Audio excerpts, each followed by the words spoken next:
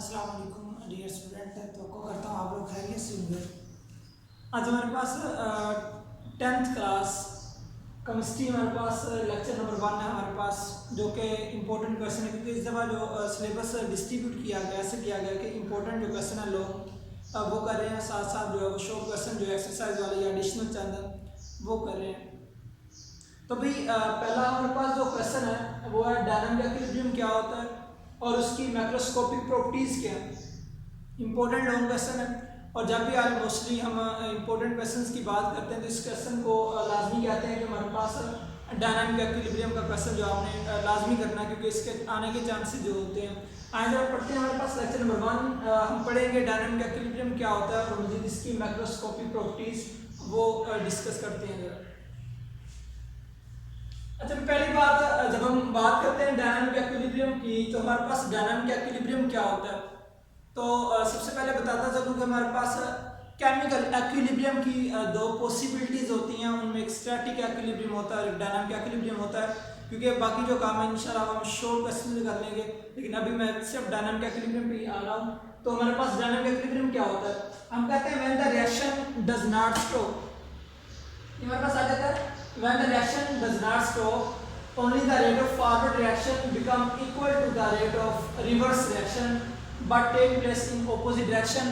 हम इसकी बात करते हैं, हम कहते हैं कि हमारे पास जब एक आपके पास रिएक्शन हो रहा होता है वो स्टॉप नहीं होता बल्कि क्या होता है फॉरवर्ड और रिवर्स रिएक्शन का रेट जो होता है वो सिमत में आपस में मुखालिफ होते हैं, लेकिन जो मकदार में दूसरे के जब बराबर हो जाते हैं उस वक्त जो हमारे पास हालत आती है या कंडीशन आती है उसे हम क्या कहते हैं डायनामिक इक्विलिब्रियम कहते हैं। यानी when the rate of forward reaction become equal to the rate of reverse reaction, जब फॉरवर्ड रिएक्शन का रेट रिवर्स रिएक्शन के रेट के इक्वल हो जाता है उसके बाद लेकिन होता क्या है but take place in opposite direction, लेकिन डायरेक्शन जो इनकी होती है वो ऑपोजिट होती है।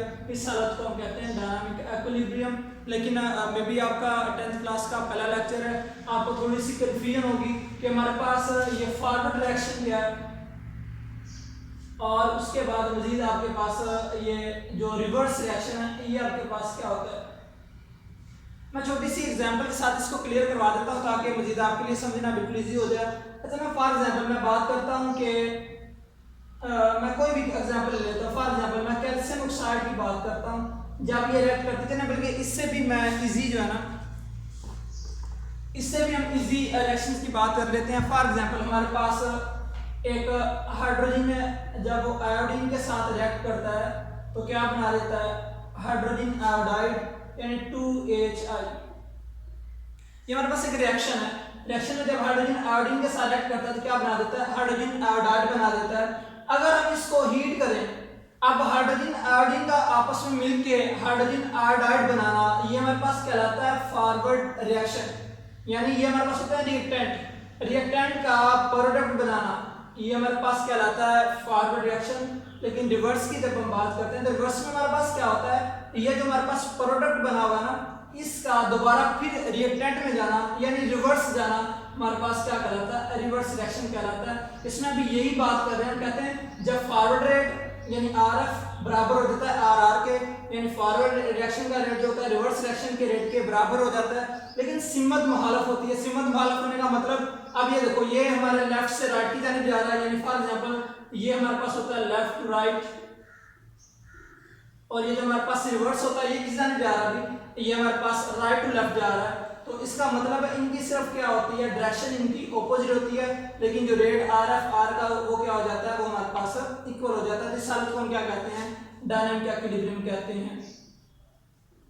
तो मेरे ख्याल से अब आपको डेफिनेशन क्लियर होगी कि जब एक रिएक्शन रुकता नहीं है सिर्फ फॉरवर्ड और रिवर्स रिएक्शन का रेट बराबर हो जाता है लेकिन उनकी सिमत मुखालिफ होती है, तो इस कंडीशन को हम क्या कहते हैं डायनामिक इक्विलिब्रियम कहते हैं। तो मजीद भी बात करते हैं macroscopic properties of dynamic equilibrium की। हमारे पास पहली प्रॉपर्टी आ जाती है equilibrium state is achievable only in a close system. मैंने जो फुल प्रॉपर्टी वो नहीं लिखी, सिर्फ मैंने थोड़ी प्रॉपर्टी लिखी है बस समझाने के लिए। पहली प्रॉपर्टी में कहा हुआ कि at equilibrium state is achievable only in a close system, यानी इक्विलिब्रियम की हालत को सिर्फ आप हासिल कर सकते हो क्लोज सिस्टम में। यानी क्लोज सिस्टम का मतलब है अगर आपने आप किसी भी चीज़ में रिएक्शन करवा रहे हैं वो बंद होना चाहिए। फॉर एग्जाम्पल आपकी बुक में एक उन्होंने फ्लास्क टाइप जो हमारे पास फ्लास्क दी गई है उसके ऊपर उन्होंने एक ढकना लगाया हुआ है, स्टॉपर जिसे कहते हैं वो लगाया हुआ है। तो सिर्फ क्या होता है वो रिएक्शन जो होते हैं वो हम क्लोज इसी वजह से सिस्टम लेते हैं ताकि कोई बरूनी चीज़ अफेक्ट ना करे, टेम्परेचर प्रेशर बरूनी जो है कोई चीज़ जो है बाहर से अफेक्ट ना करे। इसी वजह से इक्विलिब्रियम को हमेशा क्या किया जाता है, उसको क्लोज सिस्टम में ही ऑब्टेन किया जाता है। नेक्स्ट हमारे पास इसका दूसरी प्रॉपर्टी आ जाती है at equilibrium state reaction does not stop. Equilibrium की हालत में रिएक्शन रुकता नहीं है। अभी हमने बात की ना कि डायनामिक इक्विलिब्रियम होती क्या, हमने कहा था reaction does not stop, reaction नहीं रुकेगा, बस क्या होगा rate of forward reaction become equal to the rate of reverse reaction. सिर्फ ये होगा कि फॉरवर्ड रिएक्शन का रेट जो है वो रिवर्स के बराबर हो जाएगा लेकिन सीमत मुखालफ होगी। इसी वजह से हम कहेंगे कि at equilibrium state reaction does not stop, reaction stop बिल्कुल नहीं होगा। सिर्फ ये फिनोमेना होगा कि आपके पास आर एफ जो है वो बराबर हो जाएगा आर आर के, यानी रेट ऑफ फॉरवर्ड रिएक्शन बिल्कुल हो जाएगा रेट ऑफ रिवर्स रिएक्शन के, लेकिन डायरेक्शन की क्या होगी, ऑपोजिट होगी। अब मजीद हमारे पास तीसरा पॉइंट इसका आ जाता है at equilibrium state the concentration of reactant and product do not change. अब इक्विलिब्रियम की हालत में वो कहते हैं कि कंसंट्रेशन जो होती है रिएक्टेंट और प्रोडक्ट की वो चेंज नहीं होती। अब इसका क्या मतलब है, अब क्योंकि हमने कहा कि इक्विलिब्रियम, और इक्विलिब्रियम का हमें पता है इक्विलिब्रियम एक ऐसी चीज को कहते हैं जो चेंज ना हो, जो हमारे पास क्या होती है जो चेंज ना हो, जिसपे अमल करने वाली सारी फोर्सेज होती हैं वो जीरो हो जाए, इक्विलिब्रियम कहलाता है। अब क्या होता है हमारे पास रिएक्टेंट और प्रोडक्ट की वैल्यू चेंज नहीं होती। क्यों नहीं होती, क्योंकि हमने अभी कहा कि आर एफ बराबर हो जाता है आर आर के, यानी मुराद इससे ये कि जितने रिएक्टेंट मिलके प्रोडक्ट बना रहे हैं उसी टाइम उतने ही प्रोडक्ट मिलके क्या कर रहे हैं, रिएक्टेंट बना रहे हैं। यानी रिएक्टेंट जितने मिलके प्रोडक्ट बना रहे हैं उसी टाइम में उतने ही प्रोडक्ट क्या कर रहे हैं, रिएक्टेंट बना रहे हैं। तो इसी वजह से क्योंकि जितने इधर कन्वर्ट होते हैं उतने ही ये प्रोडक्ट रिएक्टेंट में कन्वर्ट हो जाते हैं, मकदार में ऐसे लगता है कि बिल्कुल कोई तब्दीली नहीं आ रही। इसी वजह से हम कहते हैं कि इक्विलिब्रियम की हालत में जो कंसंट्रेशन होती है वो चेंज नहीं होती। और यहाँ तक उन्होंने आगे लिखा हुआ है even physical properties like density colour etc वो भी चेंज हमारे पास नहीं होती, बल्कि जो फिजिकल प्रॉपर्टीज होती है वो भी हमारे पास चेंज नहीं होती। ये हमारे पास थर्ड पॉइंट था इसका। मजीद हमारे पास इसका फोर्थ पॉइंट आ जाता है equilibrium state is achievable from other way. Equilibrium को किसी भी तरीका से हासिल किया जा सकता है। अब किसी भी तरीका से मतलब इसका क्या है, ये आपके एक्सरसाइज में क्वेश्चन दिया गया है why equilibrium state is achievable from other way, कि इक्विलिब्रियम को किसी भी तरीका से हम क्यों हासिल कर सकते हैं। अब भाई ये हमारे पास ऐसे होता है कि फॉर एग्जांपल आप रिएक्टेंट से रिएक्शन स्टार्ट करवा देते हैं, प्रोडक्ट बनाएगा, प्रोडक्ट आस्ता आस्ता रिवर्स डायरेक्शन में चलना शुरू हो जाएगा।